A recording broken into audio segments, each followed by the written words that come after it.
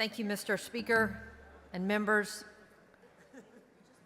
I am a Texan, and my dad, Jake Johnson, many of you know, served here in the Texas House, and he too is a Texan. And he loved President Dwight Eisenhower, a Republican from Texas and President of the United States. He loved him so much, he named my brother Jacob Dwight Johnson. I, too, have a tremendous amount of respect for Chairwoman Hall. We came in together, and I agree with what she argues for and talks about the simplicity of trying to do the form.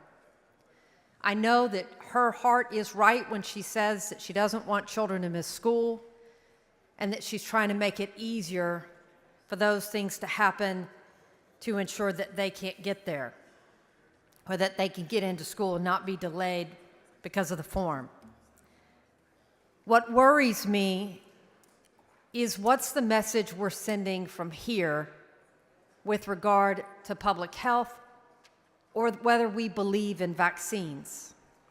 And so I want to remind everybody that our nation was suffering significant public health crisis and disease in the early parts of the 1900s.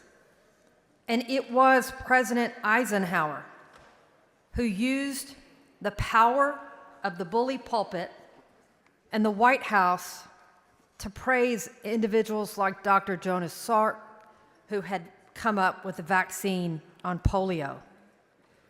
For those of you that remember or know folks from that time, polio is a debilitating disease, and unfortunately one that we are seeing start to come back.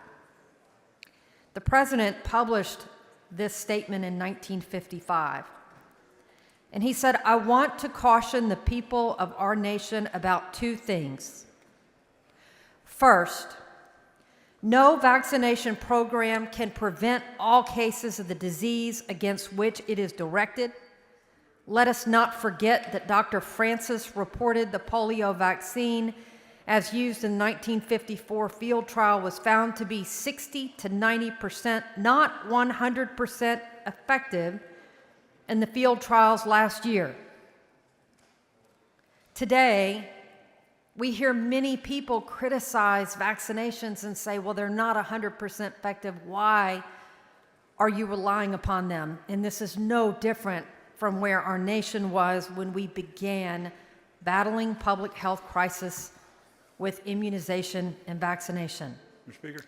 Mr. Frank, for what purpose? The gentlelady yield. The lady for questions. I'll tell you what, Chairman Franks, will you let me finish this part of this Eisenhower, and then I'll come back to it? Absolutely. I promise. Thank Absolutely. you. Not at this time.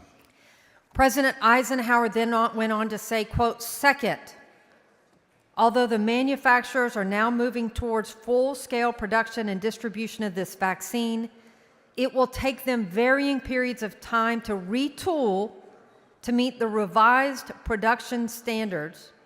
During the months immediately ahead, we must be patient with our limited supply of vaccine is used first to help protect those who need it most.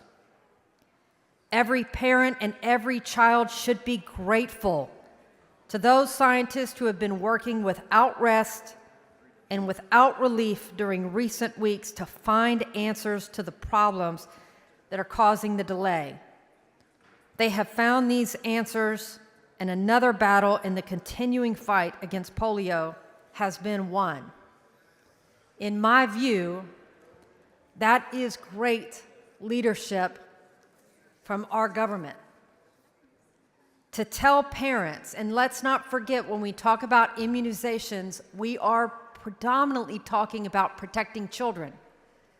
Something that I would dare say none of us in this room know or worry about because all of our parents had us vaccinated to protect from disease.